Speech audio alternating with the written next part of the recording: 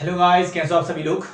अपने last lecture में जैसा कि हमने मोल कॉन्सेप्ट और उसके बेसिस पे कुछ न्यूमेरिकल को जानने की कोशिश की थी और आई होप कि आपके ये कॉन्सेप्ट हैं सारा क्लियर हो चुका होगा किस तरह से आप मोल और मोल से जुड़ी हुई सारी प्रॉब्लम्स को कर पाएंगे। आज इसी सीरीज को आगे ले जाते हुए हम मास या परसेंटेज कंपोजिशन और मॉलिक्यूलर फॉर्मूले के बारे में जानने की कोशिश करते हैं कि परसेंटेज कंपोजिशन और मॉलिक्यूलर फॉर्मूला एक्चुअली होता क्या है और किस तरह से हम इंपीरिकल फॉर्मूला और मॉलिक्यूलर फॉर्मूले के बेसिस पे आपको कुछ फॉर्मूले डिराइव करने की कोशिश करेंगे। परसेंटेज कंपोजिशन, जैसे कि आपने कई कंपाउंड्स के बारे में सुना होगा कि या फिर देखे होंगे कि जो कंपाउंड्स होते हैं आपको, जैसे कि NH3 आपका अमोनिया, या फिर C6H12O6 आपका ग्लूकोज, या फिर आप हम बोलते हैं कार्बन डाइऑक्साइड, और ऐसे कई आपने कंपाउंड्स देखे हुए होंगे अपने जीवन में। NaCl ठीक हो गया, C12H22O11, ये सारे आपने कंपाउंड्स के बारे में आप जानते होंगे। शुगर और आपका सोडियम फ्लोराइड नमक, साधारण नमक। तो परसेंटेज कंपोजिशन का मतलब यह है कि आपको पता है कि एक जो कंपाउंड होता है कई तरह, यानी दो या दो से ज्यादा आपके एलिमेंट से मिलकर बना हुआ होता है। तो एक एलिमेंट का उस कंपाउंड में, ठीक है, एक एलिमेंट का उस कंपाउंड को बनने में कितना कंट्रीब्यूशन है या फिर उसका कितना मास का कंट्रीब्यूशन वहां पर हो रहा है, तो उसी को हम बोल देते हैं उसका परसेंटेज कंपोजिशन। किसी पर्टिकुलर एटम्स या फिर किसी पर्टिकुलर एलिमेंट्स का एक जो कंट्रीब्यूशन आपके किसी कंपाउंड में होगा, उसी को हम बोल देते हैं उसका परसेंटेज कंपोजिशन। तो परसेंटेज कंपोजिशन का जिक्र न करते हुए हम करते थे यहाँ पे मास परसेंटेज कंपोजिशन की। एक कंपाउंड में एक एलिमेंट का कितना मास परसेंट आपका क्या है, कंट्रीब्यूट कर रहा है, तो इसी को हम बोल देंगे इसका mass percentage composition. Mass percentage composition. तो मास परसेंटेज कंपोजिशन को हम कुछ इस तरह से निकालेंगे कि मास ऑफ दैट एलिमेंट, आई बात समझे, mass of that element in 1 mole of compound. 1 mole of compound की एक मोल कंपाउंड में या फिर एक मोल कंपाउंड में आपका उस एलिमेंट का कितना मास प्रेजेंट है upon total molar mass of compound, यानी कि molar mass of compound into 100। ठीक है, तो इसी से हम क्या निकाल देंगे, उसका मास कंपोजिशन, मास परसेंटेज कंपोजिशन आपको निकलेगा। जैसे कुछ एग्जांपल के जरिए हम जानने की कोशिश करते हैं कि किस तरह से आप मास परसेंटेज कंपोजिशन निकालोगे। जैसे हम बोले अमोनिया, अमोनिया में आपको नाइट्रोजन और हाइड्रोजन का मास परसेंटेज क्या करना है, निकालना है। जैसे हम बोले find the mass percentage composition of nitrogen and hydrogen in ammonia. Ammonia में आपको नाइट्रोजन और हाइड्रोजन का मास परसेंटेज कंपोजिशन निकालना है, कितना कंट्रीब्यूट कर रहा है आपको नाइट्रोजन और हाइड्रोजन इस अमोनिया को बनाने में। तो समझ जानिए क्या क्या आपको चाहिए उसके लिए। Mass of that element in 1 mole compound, अगर हम बोलें कि mass percentage composition of nitrogen अगर मैं निकालूंगा तो क्या हो जाएगा, फॉर्मूले देखिए कि mass of nitrogen atom in 1 mole of NH3 upon molar mass of NH3 into 100। आई बात समझ में। तो देखिए मास ऑफ नाइट्रोजन कितना होता है एक मोल में, आपको पता होना चाहिए। मास ऑफ नाइट्रोजन कितना होगा आपका मास, आप नाइट्रोजन की बात करें तो नाइट्रोजन का मोलर मास में देखा था कि कितना था आपका 14 ग्राम।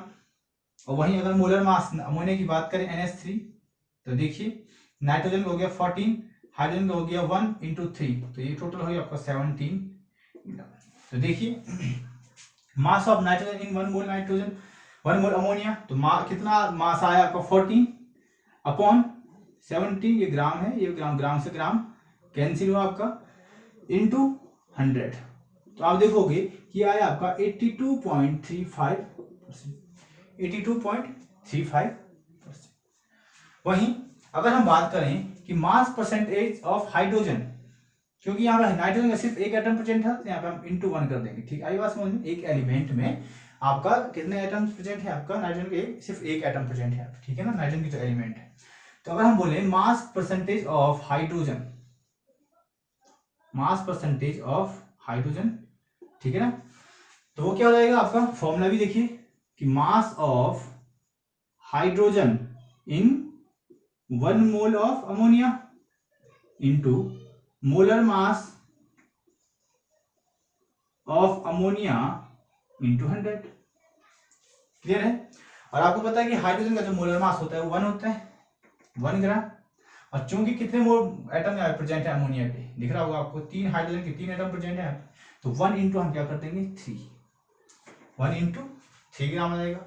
और मोलर मास आपका अमोनिया का पता है 17, तो कर दीजिए इसे 1 इंटू 3 अपॉन 17 इंटू 100, यानी कि 3/300/17 जो आ जाता है आपका 17.65%। तो एक अमोनिया जो आपका कंपाउंड है, उस कंपाउंड में नाइट्रोजन का जो परसेंटेज कंपोजिशन वो आ गया 82.35%, जबकि हाइड्रोजन का जो परसेंटेज कंपोजिशन था वो 17.65। अगर आपके 2 एलिमेंट प्रेजेंट हैं या फिर 3 एलिमेंट प्रेजेंट है तो 2 एलिमेंट से निकालिए, बाकी को 100 से माइनस कर दीजिए। तो ये ऐसे भी आपको आ सकता था 100 माइनस 82.35, क्योंकि परसेंटेज 100 में से निकालना है तो 100 में से माइनस कर दूंगा तो आपकी आ जाएगी 17.65। तो हमने देखा कि किस तरह से आपका जो मास परसेंटेज है, मास परसेंटेज कंपोजिशन है, उसके लिए हम फॉर्मूला डिराइव करते हैं। वो फॉर्मूला कुछ इस तरह से है कि mass of that element in 1 mole of compound, यानी कि जो पूरा टोटल कंपाउंड है उसका आपको मोलर मास पता होना चाहिए, और एक जिस एलिमेंट का आप निकाल लें उसको उस एटम का मास को टोटल मास से डिवाइड कर दीजिए और इंटू 100 कर दीजिए, तो आपका मास परसेंटेज कंपोजिशन आ जाएगा। ठीक है। इसी तरह से आप भी खुद प्रैक्टिस कीजिए, और कुछ एलिमेंट्स में आपके सामने लिख रहा हूं और इसका मास परसेंटेज कंपोजिशन निकालने की, हर एक एलिमेंट्स के अलग अलग निकालने की कोशिश कीजिए। एलिमेंट में कुछ इस तरह से लिखते जा रहा हूं आपके सामने, आप इनको निकालते जाइए। NaCl में आपको सोडियम और क्लोरीन का निकालना है मास परसेंटेज कंपोजिशन। वहीं दूसरी ओर C6H12O6, यहाँ पे कार्बन हाइड्रोजन और ऑक्सीजन के लिए आपको मास परसेंटेज कंपोजिशन निकालना है। सोडियम का निकल जाएगा तो 100 में से माइनस कर देंगे उसको, तो आपका क्लोरीन का जाएगा। ठीक हो गया। ठीक उसी तरह C12H22O11 ये आपका शुगर, इसके लिए निकालिए। सोडियम हाइड्रोक्साइड के लिए निकालिए। H2SO4 के लिए निकालिए। ये आपके लिए प्रैक्टिस के लिए कुछ कंपाउंड आपके सामने लिखा गया है, और इससे आप मास परसेंटेज कंपोजिशन निकालने की कोशिश कीजिए। इसी सीरीज को आगे ले जाते हुए हम जानने की कोशिश करते हैं कुछ इंपीरिकल फॉर्मूला और मॉलिक्यूलर फॉर्मूला और इनके बीच एक रिलेशन। मास परसेंटेज कंपोजिशन के बाद हम देखते हैं इंपीरिकल फॉर्मूला और मॉलिक्यूलर फॉर्मूले में क्या डिफरेंस होता है। मॉलिक्यूलर फॉर्मूले से आप पहले ही इंट्रोड्यूस हो चुके होंगे, लेकिन एक इंपीरिकल फॉर्मूला जो कि आपको काफी हेल्प करेगा आपके किसी भी केमिकल फॉर्मूले को निकालने के लिए। तो मॉलिक्यूलर फॉर्मूला जैसे अभी आपने देखा होगा कि कोई भी जो NaOH सपोज कीजिए आपका है, किसी भी जो एटम्स होते हैं, कितने एटम्स से मिलकर कोई कंपाउंड बना होता है, उस कंपाउंड को हम क्या बोलते हैं, उसका मॉलिक्यूलर फॉर्मूला। ठीक हो गया। किसी मॉलिक्यूल्स में कितने नंबर ऑफ एटम्स आपके प्रेजेंट हैं, तो उन एटम्स को उनके सिंबलाइज्ड फॉर्म में जब हम लिखते हैं तो हम क्या बोलते हैं, उसका मॉलिक्यूलर फॉर्मूला। ठीक है। या फिर हम बोलते हैं C6H12O6, या फिर हम बोलते हैं NH3, जैसे हम बोलते हैं अमोनिया, जैसा हमने भी आप देखा होगा आपने। तो ये क्या आपके मॉलिक्यूलर फॉर्मूला। लेकिन इंपीरिकल फॉर्मूले का एक नया टर्म आपका आता है कि अगर सपोज कीजिए कि जो ये नंबर आपको दिख रहे हैं नंबर ऑफ एटम का, तो नंबर ऑफ एटम्स का एक एग्जैक्ट कितने एटम्स इसमें प्रेजेंट है ये इंडिकेट कर रहा है कि कार्बन के इसमें 6 एटम है, हाइड्रोजन के इसमें 12 एटम है, और ऑक्सीजन के इसमें 6 एटम प्रेजेंट है। आई बात समझ में। तो अगर हम इसी नंबर को एक होल नंबर रेशियो यानी एक सिंपलेस्ट होल नंबर रेशियो में लिखें तो हम देखेंगे कि आएगा CH2O। तो यही सिंपलेस्ट होल नंबर का जो रेशियो आपका आता है इसी को हम बोल देते हैं इंपीरिकल फॉर्मूला। और इंपीरिकल फॉर्मूला और मॉलिक्यूलर फॉर्मूले को अगर हम डिफाइन करने की कोशिश करें तो इसको डिफाइन करते हैं और जानते हैं कि इंपीरिकल फॉर्मूला कैसे बोलते हैं। तो इंपीरिकल फॉर्मूला आपका हो जाता है, देखिए, formula which gives the simplest whole number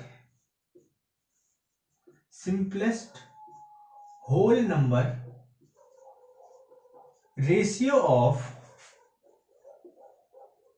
atoms of various elements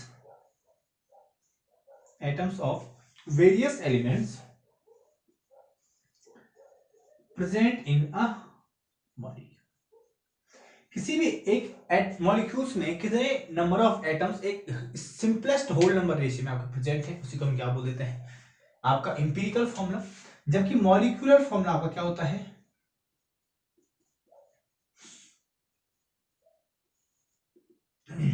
molecular formula आपका होता है formula which gives the exact number of atoms of various elements present in a molecule। एक मॉलिक्यूल में कितने टोटल नंबर ऑफ एटम्स कितने present हैं आपके किसी भी एलिमेंट्स के, उसी को हम बोलते हैं इसका मॉलिक्यूलर फॉर्मूला। और एक एटम के या फिर एक एलिमेंट्स के कितने वेरियस आपके एलिमेंट्स एक सिंपलेस्ट होल नंबर रेशियो में आपको प्रेजेंट है, उसी को हम बोल देते हैं उसका एम्पिरिकल फॉर्मूला। तो जैसे देखते हैं C6H12O6, और यहीं से हम रिलेशन जानने की कोशिश करेंगे किसमें, आपका एम्पिरिकल फॉर्मूला और आपका मॉलिक्यूलर फॉर्मूला। तो जैसे ये फॉर्मूला आपको पता होगा, ग्लूकोज का आपका सामने आपका फॉर्मूला है। तो अगर एक ग्लूकोज में आपको पता है कि कार्बन के 6 एटम, हाइड्रोजन के 12 एटम और ऑक्सीजन के 6 एटम प्रेजेंट है, यानी कि टोटल आपके एटम है, उन्हीं को हम दिखा रहे हैं कि टोटल कार्बन के 6 एटम है, तो इसी को हम बोल देंगे मॉलिक्यूलर फॉर्मूला। और इन एटम्स का, कार्बन के एटम्स, हाइड्रोजन के एटम्स का एक सिंपलेस्ट होल नंबर रेशियो अगर मैं देखूं तो आ जाएगा आपका CH2O, यानी कि मैं 6 से क्या कर दिया, हर एक को डिवाइड कर दिया, ठीक हो गया। तो 6 1 जा 6, 6 2 जा 6, 6 2 जा 12 और 6 1 जा 6, तो CH2O। और अगर फिर से अगर मैं 2 से डिवाइड करूंगा तो ये क्या आ जाएगा आपका फ्रैक्शन में, ये यूनिट आ जाएगी, यानी कि 1/2 H1O 1/2। तो जो आपकी जो यूनिट होगी एक होल नंबर नहीं आएगी, क्योंकि आपका रेशियो आपका क्या आना चाहिए, एक होल नंबर का आना चाहिए। तो यही आपका क्या होगा, आपका इंपीरिकल फॉर्मूला। तो यहां से हम एक रिलेशन निकाल देंगे दोनों में, इंपीरिकल फॉर्मूला और मॉलिक्यूलर फॉर्मूला में, और वो हो जाएगा आपका molecular formula is equal to, देखिए मॉलिक्यूलर, अगर आपको किसी मॉलिक्यूल का मॉलिक्यूलर फॉर्मूला निकालना है तो देखो क्या हो जाएगा, molecular formula is equal to क्या हो जाएगा, N इंटू इंपीरिकल फॉर्मूला। जैसे ग्लूकोज की ही बात कर लें, और ग्लूकोज का अगर मॉलिक्यूलर फॉर्मूला आपको निकालना है तो देखिए N, जहां पे N आपका क्या हो जाएगा 1 2 3। तो अगर मैं ग्लूकोज के इंपीरिकल फॉर्मूले की बात करूं तो देखो हमने 6 से डिवाइड करें तो N की वैल्यू कितनी आएगी हमें 6, और इंटू CH2O, तो यह आएगा आपका C6H12O6। या फिर हम यहाँ जिक्र कर सकते हैं molecular mass is equal to N into empirical mass. I hope कि आपके कॉन्सेप्ट समझ आ चुका होगी, मॉलिक्यूलर मास और इंपीरिकल मास, या फिर मॉलिक्यूलर फॉर्मूला और इंपीरिकल फॉर्मूला एक्चुअली होता क्या है।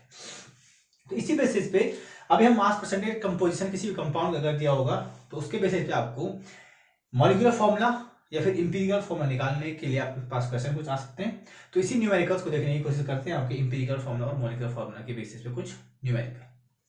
तो एक क्वेश्चन आपके सामने कुछ इस तरह से है कि the molecular mass of an organic compound is 78। एक मॉलिक्यूल है ऑर्गेनिक कंपाउंड जिसका मॉलिक्यूलर मास आपके पास 78 है, और इट्स परसेंटेज कंपोजिशन इज 92.4% आपका कार्बन है एंड 7.6% आपका हाइड्रोजन प्रेजेंट है। तो आपको इसका मॉलिक्यूलर फॉर्मूला क्या करना है, डिटरमाइन करना है, ठीक है ना। इसका मॉलिक्यूलर फॉर्मूला आपको निकालना है। तो इस तरह के क्वेश्चन में आपको सबसे पहले जो परसेंटेज कंपोजिशन आपको एलिमेंट्स का दिया होता है, सबसे पहले इसका सम करना है आपको। तो जैसे हम कार्बन की बात करें तो इसमें है 92.4%, और जो आपका हाइड्रोजन है यह है आपका 7.6%। तो देखिए 6 4 10, 7 2 9 10 और 9 1 10, तो यहाँ पे आपका 100%। सपोज कीजिए कि अगर ये परसेंटेज कंपोजिशन आपका 100% ना आ रहा हो तो सबसे पहले आपको परसेंटेज कंपोजिशन पर ही ध्यान देना है। अगर ये परसेंटेज कंपोजिशन आपका 100 आ गया तो कोई दिक्कत ही नहीं है, हम सीधे आगे चल लेंगे। अगर ये परसेंटेज कंपोजिशन यहाँ पर 100 ना आ रहा हो, कभी कभी क्या हो जाता है, ये परसेंटेज कंपोजिशन सपोज कीजिए 82.4 दिया होता है, तो ये आ जाता है आपका 90%। यानी कि जो आप कैलकुलेशन आगे करते वो आपकी कैलकुलेशन सही नहीं आती, क्योंकि मास परसेंटेज जो परसेंटेज कंपोजिशन आप निकाल रहे थे वो 100% में से आप निकाल रहे। अगर इस तरह का आपको परसेंटेज कंपोजिशन का सम आ जाता है तो वहां पर हम क्या करेंगे कि 100 माइनस 90, जो 10% होगा आपका, वो 10% आपकी क्या प्रेजेंट होगी उस कंपाउंड में, ऑक्सीजन प्रेजेंट होगी। क्लियर आई बात समझ में? तो इतना आपको पहले करना है कि जो परसेंटेज कंपोजिशन आपको दिया गया हो उस पर आपको क्या करना है, ध्यान देना है कि उससे आपका 100 आना चाहिए। ठीक हो गया। अब अगर इस तरह के क्वेश्चनों को आपको करने के लिए एक टेबल आपको पहले क्या करनी है, बनानी पड़ेगी। टेबल में आपके सामने बना रहा हूं, बाद में आप इस टेबल को स्किप करके सीधे सीधे आप निकाल सकते हो। अभी आपकी सुविधा के लिए टेबल आप बना रहा हूं मैं। एलिमेंट्स, फिर आप लिखिए कंपोजिशन, फिर उनका एटॉमिक मास, ठीक हो गया। फिर हम लिखेंगे नंबर ऑफ एटम्स, ठीक है ना, नंबर ऑफ मोल्स, सॉरी, या फिर moles of atom, moles of atom. फिर हम निकालेंगे मोल रेशियो, मोल रेशियो। और जैसे कि हमने अभी आपको बताया इंपीरिकल फॉर्मूले में आप क्या करते हैं, simplest whole number ratio, simplest whole number ratio. जैसे जैसे हम ये प्रॉब्लम करते जाएंगे आपको आसानी होती जाएगी। पहले आपको फिलहाल इस तरह की एक टेबल बनानी है। देखते हैं, एलिमेंट है आपके पास कार्बन, दूसरा है आपका हाइड्रोजन, कार्बन और हाइड्रोजन। कार्बन का कंपोजिशन आपको देखा है 92.4, हाइड्रोजन कंपोजिशन आपको देखा है 7.6। एटॉमिक मास आपको कार्बन का पता होना चाहिए 12 और हाइड्रोजन का होता है 1। अब मोल्स निकालेंगे, क्या करेंगे आप, जो कंपोजिशन है उसका एटॉमिक मास से डिवाइड कर देंगे आप, ठीक है ना। तो 92.4 अपॉन 12 जो आता है आपका 7.7, कितना आता है 7.7। वहीं दूसरी ओर जो आपको 7.6 दिख रहा है, तो इसके लिए हम क्या करेंगे, इसका जो कंपोजिशन है उसको उसके एटॉमिक मास से डिवाइड कर देंगे, तो आएगा 7.6। अब मोल रेशियो निकालने के लिए जो आपको सबसे छोटी वैल्यू आपकी हम देखिए 7.6, सपोज कीजिए कि यहाँ पे कोई और अदर यूनिट आती है, हम मैं बोलूँ 14.8 आ जाती, ठीक हो गया, या फिर हम बोल देंगे कि 15.2 आ जाता, अगर 15.2, तब भी मैं क्या करता है यहाँ पे, अगर मोल रेशियो की बात करूं तो जो 7.7 आपको दिख रहा है इसको हम डिवाइड कर देंगे 7.6 से, और 7.6 को 7.6 से डिवाइड करेंगे। वहीं अगर थर्ड यूनिट आपकी आ रही होती है, ऑक्सीजन सपोज यहाँ प्रेजेंट होता, तो 15.2 अपॉन 7.6 में यहाँ पे कर देता, ठीक है ना। तो हर एक को जो सबसे छोटी जो मोल यूनिट होगी आपको हर एक से आपको क्या करना पड़ेगा, उसको डिवाइड करना पड़ेगा, ठीक हो गया 7.6। तो मोल रेशियो आ गया 1.01 और ये आ गया 7.6 यानी कि आ गया आपका 1। तो अभी हमने देखा कि जो आपका इंपीरिकल फॉर्मूला होता है सिंपलेस्ट होल नंबर में होता है, तो इसको सिंपलेस्ट होल नंबर में लिखूंगा मैं, तो 1.01 यानी कि सब में 1 लिख सकता हूँ, वहीं 7.6 तो 1 आपका है ही है। यानी कि जो आपका इंपीरिकल फॉर्मूला आया वो इंपीरिकल फॉर्मूला आपका क्या है, कार्बन क्या आएगा 1 और हाइड्रोजन क्या आ गया 1। तो ये इंपीरिकल फॉर्मूला आपका बन चुका है, यहाँ पे इंपीरिकल फॉर्मूला आपका बन चुका है, ये है आपका CH, क्या है CH। लेकिन आपको निकालना है इसका मॉलिक्यूलर फॉर्मूला, ठीक है ना, क्या निकालना है मॉलिक्यूलर फॉर्मूला, और दिया गया है आपको मॉलिक्यूलर मास।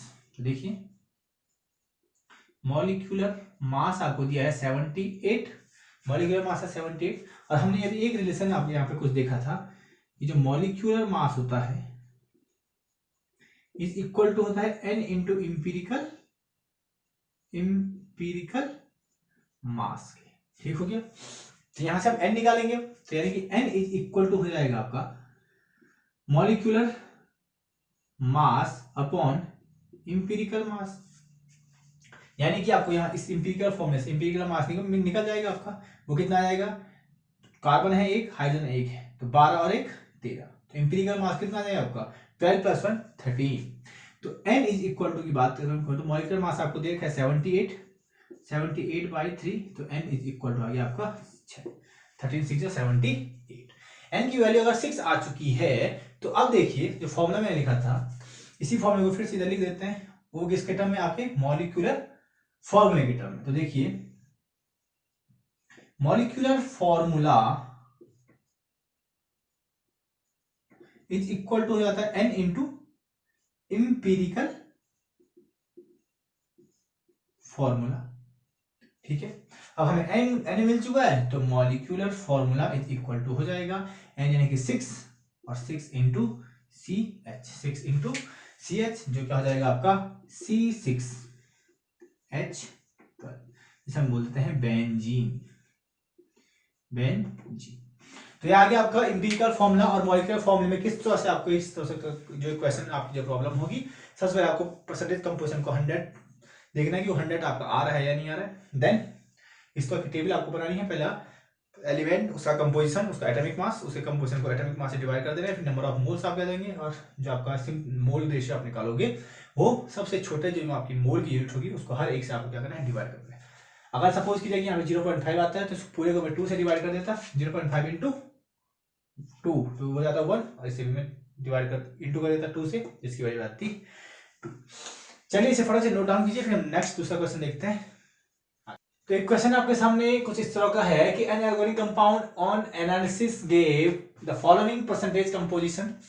कार्बन का परसेंटेज कंपोजिशन आपके पास 57.8 है, हाइड्रोजन का आपके पास 3.6 एंड रेस्ट इज ऑक्सीजन। तो जैसे मैंने आपको बताया, फर्स्ट आपको क्या करना है, जो परसेंटेज कंपोजिशन को जोड़ने की कोशिश करनी है, 57.8 और 3.6, तो आ गया 8 में से 8 और 6 12, कैरी बची 7 3 10 और 11, ठीक हो गया 61.2, और रेस्ट आपका क्या है, ऑक्सीजन है, तो इसको मैं क्या कर दूंगा 100 माइनस 61.2, ठीक हो गया, जो कितना जाएगा आपका 60 39 38.8% आपकी क्या बच जाएगी, ये ऑक्सीजन यहाँ पर बच जाएगी।